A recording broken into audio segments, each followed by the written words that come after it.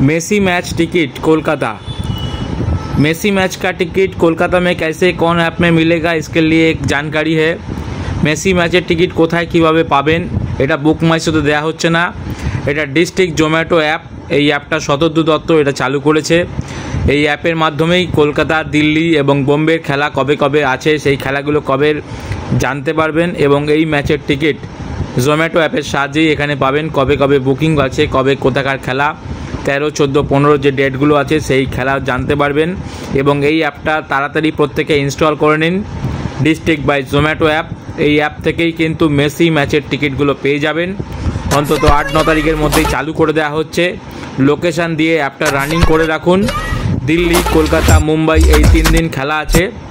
दिल्ली, कोलकाता, मुंबई ये 3 दिन में खेला है। इस खेला का टिकट जो मेसी का फ़ैन है वो यहाँ पर टिकट उसको मिल जाएगा। डिस्ट्रिक्ट जोमेटो ऐप पहले डाउनलोड करके ओपन करके रखिए।